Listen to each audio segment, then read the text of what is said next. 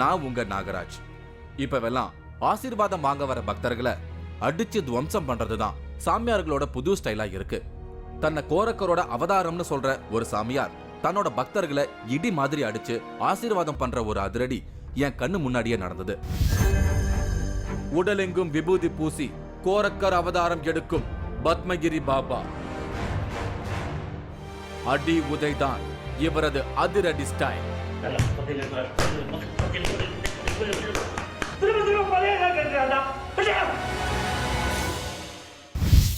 சமீபத்துல நம்மோட 3வது கண் ஃபேஸ்புக் பேஜ்ல ஒரு போட்டோவை பார்த்தேன். பார்த்ததுமே ஷாக்கிங்கா இருந்தது. நீண்ட ஜடாமுடியோட ஆஜானுபாகுவா இருந்த ஒருத்தர் வயசானவரை எட்டி உதைக்கும் இந்த படம் தான் அது. இந்த போட்டோவுக்கு ஒரு வித்தியாசமான சப்டைட்டில் போட்டிருந்தாங்க. தவறு செய்தால் கோரக்கரின் கோபத்திற்கு சித்தர்களும் விதிவலக்கல்ல, கருவூரான் இருளாண்டி உதைவாங்கும் படலம் அப்படின்னு குறிப்பிடப்பட்டிருந்தது. இந்த போட்டோவில் இருக்கிறவரை பத்தி விசாரிக்க தொடங்கினேன். இவரு பத்மகிரி பாபா. தன்னை கோரக்கரோட அவதாரம்னு அறிவிச்சிருக்காரு. இவரோட ஆசிரமம் திண்டுக்கல் மாவட்டத்துல வேடச்சந்தூர் பக்கத்துல இருக்கிறதா தெரிய வந்தது. இவர் எதுக்காக ஒரு வயசானவரை இப்படி எட்டி உதைக்கணும்? இவர் எப்படி ஒரு சித்தரோட அவதாரமா இருக்க முடியும்? இப்படி பல கேள்விகளோட நான் அவரை சந்திக்க வேடச்சந்தூருக்கு பயணமான. இதுதான் வேடச்சந்தூர் பக்கத்துல இருக்கிற கருமலை. இங்க இருக்கிற இந்த ஆசிரமம் தான் கருமலை சமஸ்தானம், பத்மகிரி பாபாவோட இருப்பிடம். மலையடி வாரத்துல ரம்யமான சூழல்ல அமைஞ்சிருக்கு இந்த ஆசிரமம். நான் அந்த ஆசிரமத்துக்குள்ள போனேன். சில பக்தர்கள் பாபாவை பார்க்க காத்திருந்தாங்க. அங்க இருந்த சுவத்துல பத்மகிரி பாபாவை ஓவியமா வரைஞ்சிருந்தாங்க. நான் பத்மகிரி பாபா இருக்கிற ரூமுக்குள்ள போனேன். இவர் தான் பத்மகிரி பாபா. தன்னை கோரக்கரோட அவதாரம்னு இவர் அறிவிச்சிருக்காரு. சித்தர்னு சொன்னாலே நம்மள பிரமிக்க வைக்கிற மாதிரி ஏதாவது செஞ்சு காட்டுவாங்கன்னு நான் மனசுக்குள்ள நினைச்சுக்கிட்டே உள்ள போனேன். என்னோட மனசுக்குள்ள இருந்ததை புரிஞ்சுக்கிட்டு அப்படி ஒரு ஆச்சரியத்தை பத்தியே பேச தொடங்கினாரு பத்மகிரி பாபா. வரவங்களோட பிரச்சனைகளை கண்டுபிடிக்கிறது கூட ஒரு சித்து தான். அதே மாதிரி பீடி சாம்பலை கூட விபூதியா மாற்ற முடியும்னு சொல்ல தொடங்கினாரு பத்மகிரி பாபா. இப்போ உங்களை பார்க்க வரவங்களுக்கும் எதிர்காலத்தில் நடக்க போகிறத வந்து சொல்கிறாங்க. அதெல்லாம் எப்படி? பிள்ளைகளுக்கு நடந்தது, நடக்க போவது, இப்போ நடந்துட்டு இருக்கிறது சொல்கிறது நிஜமான ஒரு சித்தனுக்கு ரொம்ப சாதாரணமான ஒரு விஷயம். நான் அவர் சொல்றத ஆச்சரியத்தோட கேட்டுக்கிட்டு இருந்தேன். உடனே ஒரு பீடியை எடுத்து ஸ்டைலா பத்த வச்சாரு. புகையை நிதானமா இழுத்து ஊத ஆரம்பிச்சாரு. சாதாரணமா பீடி சிகரெட் வாடையே எனக்கு பிடிக்காது. ஆனா பத்மகிரி பாபா பீடி பிடிக்கும் போது அந்த ஸ்மெல்லே வரல. அந்த பீடியோட சம்பளை என் கையில தட்டினாரு. என்ன இது என்ன ஸ்மெல்லுன்னு பார்க்க சொன்னாரு. பாருங்க, கம கமன்னு திருநீர் வாசனை வந்தது. என்னால இதை நம்பவே முடியல. திருநூறு ஆயிடுச்சு. நான் ஆச்சரியத்தோட அதை என் நெத்தியில பூசிக்கிட்டேன். இவர் திண்டுக்கலுக்கு பக்கத்துல இருக்கிற பாலகிருஷ்ணாபுரம் கிராமத்துல தான் பிறந்திருக்காரு. அப்போ இவரோட பேரு விக்ரமாதித்தன். கல்லூரி படிக்கிற காலத்துல தன் பெற்றோர்களோட திருமலைக்கு போயிருக்காரு. அங்க இருந்த பட்டாச்சாரியார் தான் இவர் கோரக்கரோட அவதாரம்னு கண்டுபிடிச்சிருக்காரு. ஒரு 23-25 வருஷத்துக்கு முன்னாடி அப்போ திருமலைக்கு எங்கள் தாயார் தகப்பனாரோட போயிருக்க சந்தர்ப்பத்தில் அங்கே இருந்த ஒரு பிராமணால் என்னை சந்தித்து, அவர் பேர் பண்டாச்சாரியா சௌமியா குருதவ மகராஜ்.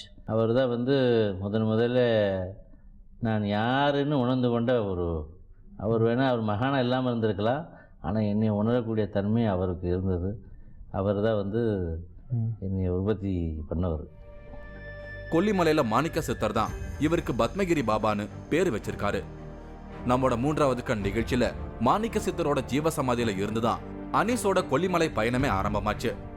அவர் அகத்தியரோட அவதாரம்னு சொல்றாரு பத்மகிரி பாபா. அதே மாதிரி பழனிக்கு பக்கத்துல வாழ்ந்த கனகம்பட்டி மூட்டை சாமியார் இவரை கோரக்கிழங்குன்னு கூப்பிட்டு அதை உறுதிப்படுத்தினதா இவர் சொல்றாரு. உங்களை எல்லாரும் வந்து பத்மகிரி பாபா அப்படின்னு சொல்கிறாங்க. நிறையா பேர் வந்து பார்த்துட்டு கோரக்கரோட மறு அவதாரம் அப்படின்னு சொல்லி உங்களை வணங்கிட்டு இருக்காங்க. இதை பற்றி சொல்லுங்கள். என்னை முதல் முறையாக பத்மகிரி பாபா அப்படின்னு சொன்னவங்க கொல்லிமலையில் இருந்த தொப்பித்துறை மாணிக்கம் அவங்க தான். இதுக்கு முன்னாடி பல வருடங்களுக்கு முன்னாடியே என்னை கோரக்கிழங்குன்னு கூப்பிட்டவங்க கனகம்பட்டியில் இருந்த அவங்க தான் பாம்பாட்டி சித்தரோட மறு அவதாரமாக இருந்தவங்க. இப்போ சமாதிக்கு போயிட்டாங்க. மூட்டை சாமின்னு சொல்லுவாங்க, உங்களுக்கு தெரிஞ்சிருக்கும். அவங்க தான் என்னை கோரக்கிழங்கு பையன் அப்படி சொன்னவங்க. கோரக்கிழங்கு பையன் கோரக்கன் அப்படின்னு சொன்னவங்க அவங்க தான். நான் பத்மகிரி பாபா கிட்ட அந்த போட்டோவில் பார்த்த விஷயத்துக்கு விளக்கம் கேட்டேன். போட்டோவில் இவர்கிட்ட அடி வாங்குறவர் பேரு இருளாண்டி சாமி. அவரு கருவூர் சித்தரோட அவதாரம்னு பத்மகிரி பாபா சொல்றாரு. அவரை சந்திக்க போன சமயத்துல ஒரு பாலியல் வன்கொடுமையை ஏன் அவரு தடுக்கலன்னு ஆத்திரப்பட்டு அவரை இப்படி எட்டி உதைச்சதா விளக்கம் சொன்னாரு பத்மகிரி பாபா. நான் கேள்விப்பட்டிருக்கேன், ஒரு சில சித்தர்களில் நீங்கள் வந்து அடித்ததாகவும் அதை நிறைய பேர் பார்த்துருக்காங்க. அது எதுக்காக? பாச்சலூர் மலைக்கு கீழே இருக்கக்கூடிய இருளாண்டி அவர் வந்து கருவூரானோட நேரடி வாரிசுன்னு சொல்லலாம், இல்லை கருவூரானோட சக்கரம் அவன் உடம்புல இயங்குதுன்னு சொல்லலாம். அவர் தான் கருவூராருன்னு சொல்லலாம். அப்போ அவரை சந்திக்கும்போது ஏதோ ஒரு பாலியல் வன்கொடுமை சம்பந்தமாக அதை நீ தடுத்து நிறுத்திக்க கூடாதான்னு கேட்டதுக்கு இது என் வேலை இல்லை அப்படின்னு சொல்லி அவங்க சொல்லிட்டாங்க. எனக்கு கோவம் வந்துட்டது. நான் அடிக்க போனது உண்மைதான். ஆனால் அதுக்கப்புறமா அப்புறம் சமாதானமாக பேசிட்டு தான் வந்தோம். எப்போவுமே நம்ம போகிறதுக்கு முன்னாடி நம்ம அதை டேஷ்போர்டுன்னு சொல்லலாம். நீங்கள் உங்கள் பேரே வச்சுருக்குறீங்க, அதை அப்படியே சொல்ல 3வது கண்ணு கூட சொல்லிக்கலாம், யானை கண்ணு. ஸோ இப்போ டேஷ்போர்டுன்னு சொல்லக்கூடிய அந்த தொலைத்தொடர்பு இப்போ நான் அவங்கள சந்திக்க போகிறேன்னா கண்டிப்பாக தெரியும். அப்போ அன்றைக்கி நான் உதைக்க வருவேனா அப்படிங்கிறதும் தெரியும். அப்போ அந்த சம்பவம் நடந்தே தான் தீர்வுங்கிறதும் அவங்களுக்கு தெரியும். அப்போ அதுபடி தன்னை போல் நடந்த ஒரு சம்பவம். இப்போ பத்மகிரி பாபா ஒரு முக்கியமான ஒருங்கிணைப்பு வேலையை செய்துட்டு இருக்காராம். தமிழகம் முழுக்க மனநிலை சரியில்லாதவங்க போல சுத்திக்கிட்டு இருக்கும் அமானுஷ மனிதர்களை எல்லாம் அவங்க போன பிறவியில யாரா இருந்தாங்க அப்படிங்கறத கண்டுபிடிச்சிட்டு இருக்கிறதா சொல்றாரு. இது வரைக்கும் 18 சித்தர்கள்ல 11 சித்தர்கள் அவதாரம் எடுத்துட்டதா இவர் சொல்றாரு. இந்த சித்தர்களை ஒருங்கிணைக்கிறது அப்படின்றது எதுக்காக அந்த பணியை நீங்கள் செய்கிறீங்க?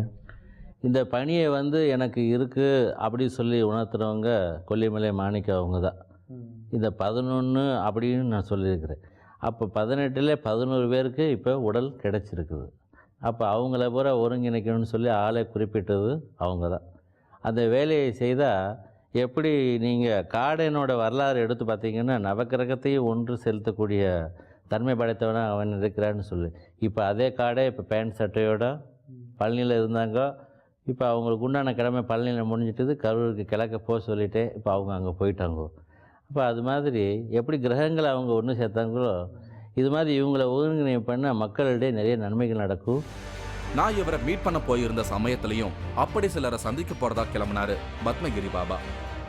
சித்தர்களோட அவதாரம்னு சொல்லப்படும் அந்த அமானுஷ மனிதர்களை சந்திக்க நானும் அவர் கூட புறப்பட்டேன்.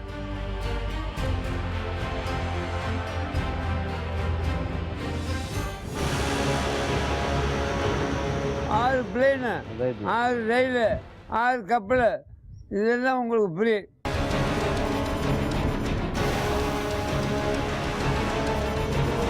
ஆச்சி மசாலா வழங்கும் 3வது கண் powered by Twin Birds legging. இடைவேளைக்கு பின் தொடரும்.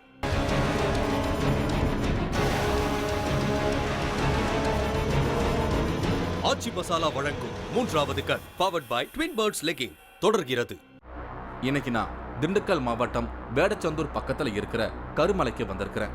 இங்க தன்னை கோரக்கரோட அவதாரம்னு அறிவிச்சிருக்கிற பத்மகிரி பாபா வரவங்களை அடிச்சு உதச்சு ஆசீர்வாதம் பண்ற விபரீத காட்சிகளை பார்க்கத்தான் இன்னைக்கு நான் இங்க வந்திருக்கேன்.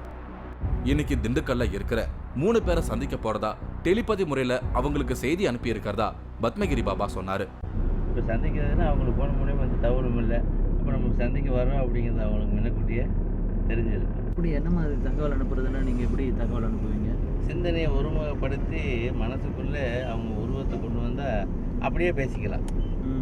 அப்போ தகவல் பரிமாற்றம் அப்படித்தான் செய்ய முடியும். இன்னைக்கு நடக்கக்கூடிய மீட்டிங்லையும் இவங்க எல்லாருமே பரிபாஷையில தான் பேசிக்க போறாங்களாம். இந்த சாமியார்களோட உலகம் புதிரானது. இவங்க பேசுறது செயல்படுறது இப்படி எல்லாமே சாதாரண மனிதர்களால அவ்வளவு சீக்கிரத்துல புரிஞ்சிக்க முடியாததா தான் இருக்கு. நாங்க முதல்ல பாட்டு சித்தர்னு பக்தர்களால சொல்லப்படும் கணேசன் அப்படிங்கிறவர் இருக்கிற இடத்துக்கு வந்து சேர்ந்துட்டோம். இவர் ஏற்கனவே நம்ம 3வது கண் நிகழ்ச்சியில அருண் சந்திச்சு பேசினது உங்களுக்கு ஞாபகம் இருக்கும். நாங்க உள்ள போனதும் கணேசன் எங்களை வரவேற்றாரு. அப்பனே முருகா, ஈஸ்வரா, பராசக்தி, ஆனமுடிதா, சிம்மனாண்டவா. இவரை எல்லாரும் பாட்டு சித்தர்னு சொல்றதுக்கு காரணம் இங்க வரவங்களோட பிரச்சனைகளை ஒரு சினிமா பாட்டு மூலமா சொல்லிடுவாரு. இப்போ சுச்சுவேஷனுக்கு ஒரு பாட்டு பாடும்படி கேட்டாரு பத்மகிரி பாபா. ஒரு பாட்டு பாடுங்க. நாங்கள் புதுசாக கட்டிக்கிட்ட ஜோடிதானுங்க, இப்போ பாட்டு படிக்குவான பாடிதானுங்க. தம்கடி பண்டிகையாலோ தம்கடி ஆயாலோ. பார்க்க ஒரு பிச்சைக்காரரை போல காட்சி தரும் இந்த கணேசன் தான் 18 சித்தர்களுடைய நுழைவாயில். இவரோட அனுமதி இல்லாம எந்த ஒரு சித்தர் வாசலையும் நுழைய முடியாதுன்னு எனக்கு சொல்லிட்டு இருந்தாரு பத்மகிரி பாபா. கணேசன் வந்து இப்போ ஒவ்வொரு கோயிலுக்கு போகிறதுக்கு முன்னாடி ஒரு கேட் கீப்பர் இருப்பாங்க. அது மாதிரி சித்தர் வாசப்படிக்கு போகிறதுக்கு ஒரு கேட் கீப்பர். எப்படி கோயிலுக்குள்ள இருக்க பூசாரி முக்கியமோ அது மாதிரி வாயில் காப்பும் ரொம்ப முக்கியம். அப்போ கணேசன் வந்து ஒரு சாதாரணமாக இருக்கிறாரு, சாதாரணமாக ஒரு வீட்டில் இருக்காரு, சாதாரணமாக பழகுறாரு. ஆனால் இவரை இல்லாமல் தாண்டிக்கிட்டு உள்ள முண்டி அடித்து சித்தர் சபைக்குள்ள நுழையவே முடியாது. எந்த ஒரு சித்தர் புதுசாக உருவாகிறதா இருந்தாலும் இல்லை சமாதிக்கு போகிறதா இருந்தாலும் கண்டிப்பாக கணேசனுக்கு தெரிஞ்சிடும். இப்போ இவருக்கு உள்ளார எந்த சித்தர் இல்லைனாலும் எங்கள் அண்ணன் தம்பியரோட எல்லா விதமான நட்சத்திரங்களும் அவர் உடம்புல இயங்கிட்டு. அப்போ 18 பேரோட நட்சத்திரமும் அவர் உடம்புல மொத்தமாக இயங்கும்.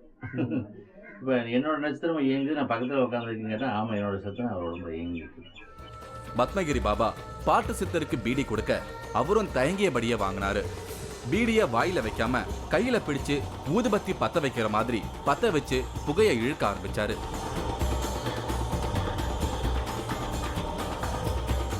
கணேசன் எப்பவும் கையில ஒரு பேனா வச்சிருக்காரு. அதுக்கான காரணங்களா இவர் சொல்றது எதுவுமே எனக்கு புரியல. அப்பதான் திடீர்னு என் கையில பேனாவை கொடுத்து பிடிக்க சொன்னாரு. கண்ணாடியில என் முகத்தை பார்க்க சொன்னாரு.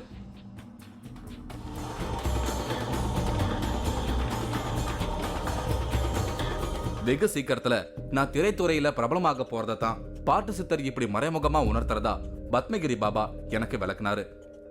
கண்ணாடியை பிடிச்சி உங்களை பேனா பிடிச்சி பார்க்க சொல்றாரு அப்படின்னா உங்களுக்கு நன்மை கிடைக்குமா, உங்களுக்கு வேலை வாய்ப்பு. இயக்குனர் மாதிரி ஆகி உங்க முகம் வந்து நிறைய இடங்கள்ல பிரபலியமாகும் அப்படிங்கறது மறைமுகமாக சொல்றாரு. நல்லது நடக்கும். பேனா கையில கொடுத்துருக்காரு அப்படின்னா அப்போ ஒரு திரைத்துறையில இயக்குனராக இருக்காங்க அப்படின்னா அது மாதிரி ஒரு லெவலுக்கு நீங்க போவீங்க. நீங்க சொல்ற மீடியா துறையில ஒரு நிலைக்கு போவீங்கன்றத அவர் மறைமுகமாக சொல்றாரு. நல்லது நடக்கும். இதை கேட்டதும் உள்ளுக்குள்ள பயங்கர சந்தோஷம் வந்தது. இருந்தாலும் இதுக்கெல்லாம் காலம் தான் பதில் சொல்லணும். கணேசனும் பத்மகிரி பாபாவும் ஏதோ பேசிக்கிட்டாங்க. எனக்கு ஒண்ணுமே புரியல. நாங்க அங்கிருந்து கிளம்பி அடுத்தவரை பார்க்க புறப்பட்டோம்.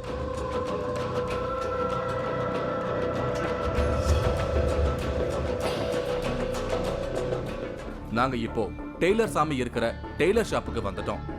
அங்க டெய்லர் சாமி கிட்ட என்ன பத்மகிரி பாபா அறிமுகப்படுத்தினாரு. இவர் காலையில 9 மணில இருந்து மாலை வரை தொடர்ந்து துணிகளை தச்சுக்கிட்டே இருப்பாராம். அப்படி இவரு மக்களோட துணிகளை தைப்பதன் மூலம் அவங்க கர்ம வினைகளை தைப்பதா பத்மகிரி பாபா சொன்னாரு. டெய்லர் சித்தர் என்கிட்ட எங்கிருந்து வந்திருக்கீங்கன்னு விசாரிச்சாரு. சென்னையில இருந்து வரதா நான் சொன்னதும் நடிகராக சம்பந்தமான இவர் எனக்கு ஒரு இன்ப அதிர்ச்சி தர கேள்வியை கேட்டாரு. வாட்சுக்கு நான் எடுக்கிறேன், ஆள் எடுக்கிறேன். நான் உங்களுக்கு சம்மதம்னா சொல்லுங்க. நான் மெட்ராஸில் நமக்கு என்ன நடிகர்லாம் இருக்காங்க. நான் அது சொல்லிட்டேன், டைரக்டே பண்ணலாம்னு சொல்லிட்டேன். நடிகன் இல்லை, டைரக்டே பண்ணலாம்னு சொல்லிட்டேன். இப்போ அங்கே பேசுனது இங்கே டெலிகாஸ்ட் ஆயிடுச்சு. என் மனசுக்குள்ள என்ன அறியாமலே நான் ஒரு நடிகனாகிற மாதிரி ஒரு ட்ரீமுக்குள்ள போயிட்டு வந்ததை என்னால தவிர்க்க முடியல. நான் டெய்லர் சித்தர் கிட்ட ஆசீர்வாதம் வாங்கிட்டு அங்கிருந்து நானும் பத்மகிரி பாபாவும் கிளம்பணும். அடுத்ததா பழனிசாமிங்கிறவரை பார்க்க போனோம். பட்டாணி சித்தருங்கிற பழனிசாமிய அவ்வளவு ஈஸியா பார்த்துட முடியாதுன்னு பத்மகிரி பாபா என்கிட்ட சொல்லிட்டு இருந்தாரு. சில நேரங்கள்ல ரோட்டோரத்துலயும் சில நேரங்கள்ல காட்டுக்குள்ளேயும் அவர் போயிடுவாராம். ஆனா நாங்க போன சமயம் பட்டாணி சித்தரான பழனிசாமி ரோட்டோரத்துல ஒரு மரத்தடியில உட்கார்ந்திருந்தாரு. நாங்க கிட்ட போனதும் பழனிசாமி பத்மகிரி பாபா காலில் விழுந்து ஆசீர்வாதம் வாங்கினாரு. திருப்பதி போனீங்களா?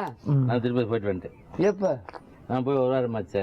உங்களுக்கு தங்க கல்யா அப்படி ஒன்று, வெள்ளி கல்யா அப்படி ஒன்று, காப்பர் கல்யா அப்படி ஒன்று, இஞ்சி கல்யா அப்படி ஒன்று, இரும்பு கல்யா அப்படி ஒன்று, வயர் கல்யா அப்படி ஒன்று, 6 கல்யா அப்படி, 6 உலகம், 6 பிளேனு, 6 ரயிலு, 6 கப்பல். இதெல்லாம் உங்களுக்கு ஃப்ரீ. பழனிசாமி கிட்ட உத்தரவு வாங்கிட்டு அங்கிருந்து கிளம்பணும். நான் பத்மகிரி பாபா கிட்ட சித்தர்கள் கிட்ட என்ன பேசுனீங்கன்னு கேட்டதுக்கு பாட்டு சித்தர் திண்டுக்கல் கோயில் திருப்பணியை பத்தி பேசியதாகவும், டெய்லர் சித்தர் ஆட்சி மாற்றங்களை பத்தி பேசியதாகவும், பட்டாணி சித்தர் திண்டுக்கல் வளர்ச்சியை பத்தியும் இந்தியாவின் வளர்ச்சியை பத்தி பேசியதாகவும் சொன்னாரு. இவங்களோட பரிபாஷைகள் கடைசி வரைக்கும் எனக்கு புரியவே இல்லை. பாபா, இன்னைக்கு காலையிலேருந்து நம்ம ஒரு 3 சித்தர்களை பார்த்தோம். 3 பேர் பார்த்ததுலேருந்து என்ன விஷயம்? கணேசனை பார்த்த வரைக்கும் அவர் வந்து உள்ள திண்டுக்கல்ல அமையக்கூடிய கோயில் பற்றி விஷயங்களை, சில விஷயங்களை அவர் பேசியிருக்காரு. டெய்லர் சுவாமிகளை பொறுத்த வரைக்கும் ஆட்சி மாற்றங்களை பற்றி நிறைய விஷயம் பேசியிருந்தாங்க. அப்போ மத்தியிலையும் இங்கேயும் நடக்கக்கூடிய மாற்றங்களையும், தலைவராக இருக்கிறவங்களுக்கு உடல்நிலையில் ஏற்படக்கூடிய பாதிப்புகள் பற்றியும் அவர் பரிமாற்றங்கள், தகவல் நீங்கள் பேசிக்கிட்டு இவர் வந்து இப்போ இந்த திண்டுக்கல் வந்து முன்னேற்ற பாதைக்கு போகுது, நிறைய கட்டடங்கள் உருவாகுது அப்படிங்கிறத பற்றியும் சொல்லிக்கிட்டு இருந்தார். இது இல்லாமல் இந்தியா வந்து வல்லரசாகனா 106 தேசம் அப்படிங்கிறது, அப்போ எல்லா வெளிநாடவர்களும் இங்கே வந்து தான் பிழைக்கிற மாதிரி இருக்கணும், நம்ம ஆளுங்க அங்கே போய் பிழைக்க வேண்டாம் அப்படிங்கிற இதை வலியுறுத்தியிருக்காரு.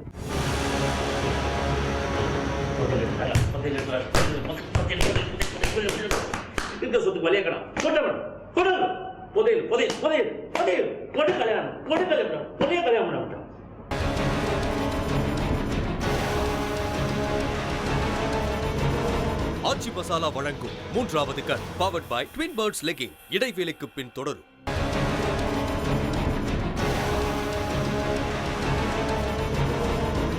ஆச்சி மசாலா வழங்கும் 3வது கண் powered by Twin Birds legging தொடர்கிறது.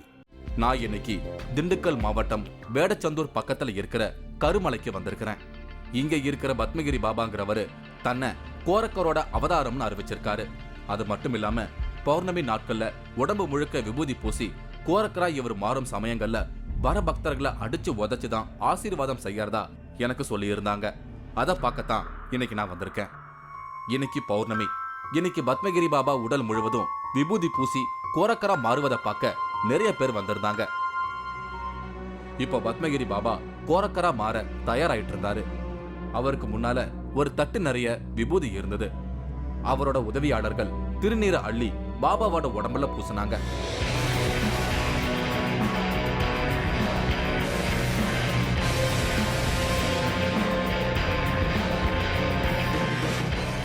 அவர் உடல இருந்து சிந்தும் விபூதி அவர் உட்கார்ந்திருந்த பாய் மேல சிந்துச்சு. அதுல இவரு கையால ஏதோ கிறுக்கி புரியாத பாஷையில ஏதோ சொன்னாரு. அவரோட உடம்புல கொஞ்சம் கொஞ்சமா ஏதோ சில மாற்றங்கள் ஏற்பட தொடங்குச்சு. கூடியிருந்த பக்தர்கள் பத்மகிரி பாபாவின் கோரக்கர் அவதாரத்தை பார்க்க தயாரா இருந்தாங்க.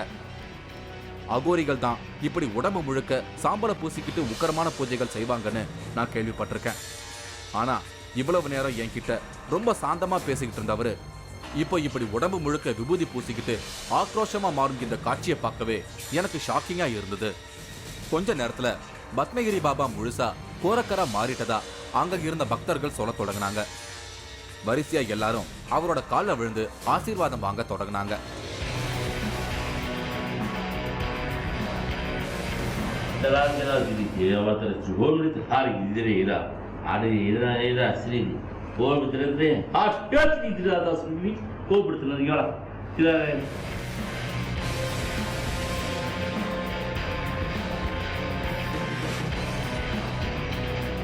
அப்பதான் நான் எதிர்பாராத அந்த அதிர்ச்சிகரமான காட்சி நடக்க தொடங்குச்சு. திடீர்னு தன்கிட்ட ஆசீர்வாதம் வாங்க வந்தவரை பிடிச்சு முரட்டத்தனமா அடிக்க தொடங்கினாரு பத்மகிரி பாபா.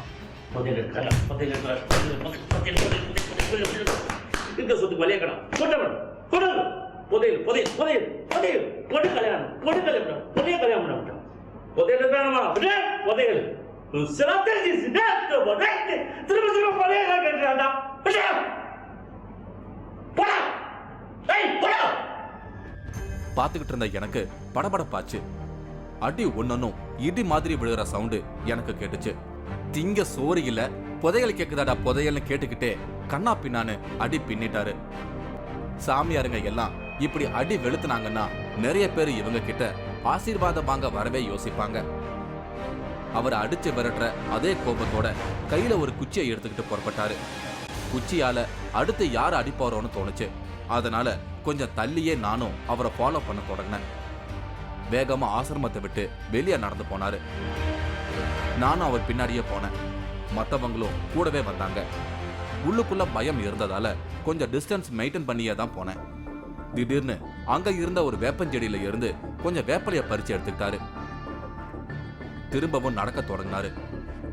கொஞ்ச தூரம் போனதும் அந்த வேப்பலைய ஏதோ சில மந்திரங்களை சொல்லிட்டு கீழே போட்டு வணங்கிட்டு திரும்ப ஆசிரமத்தை நோக்கி வந்தாரு. அப்ப அவர் உக்கிரமா இருக்கிறத என்னால கவனிக்க முடிஞ்சது.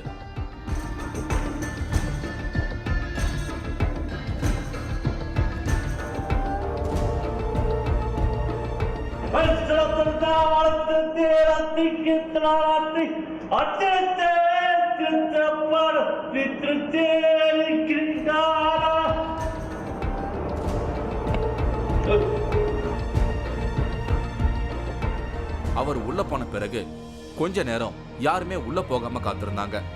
நானும் வெயிட் பண்ணேன். கொஞ்ச நேரம் ஆனதும் எல்லாரும் உள்ள போய் ஆசீர்வாதம் வாங்கினாங்க.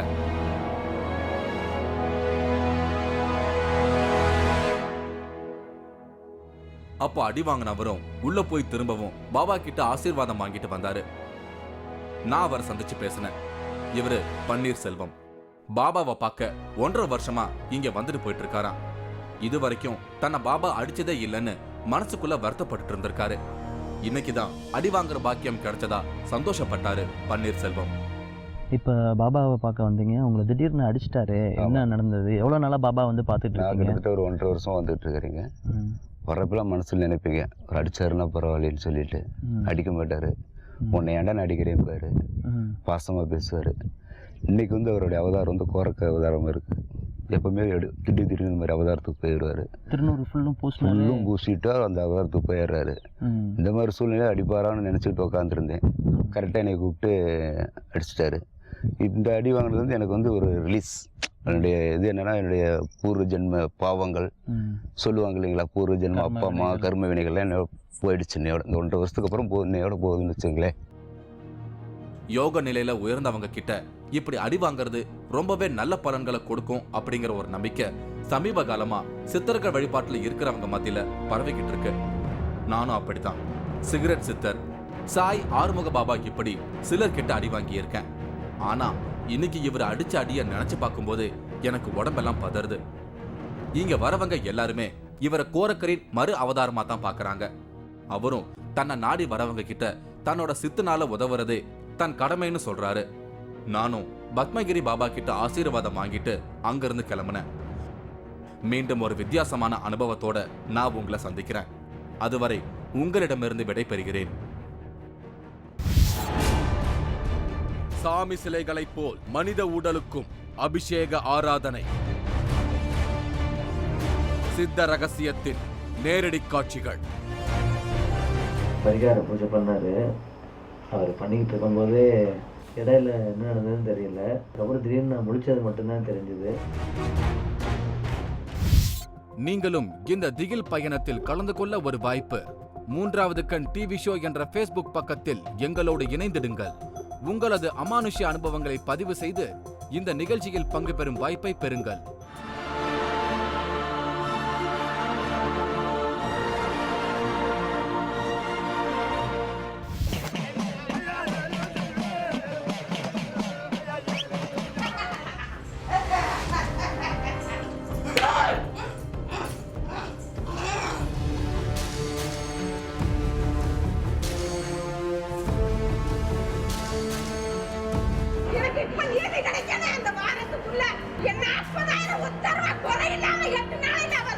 சின்ன வச்சு அவ கரைய சின்ன வச்சு உங்களை நீ கொடுக்கணும்.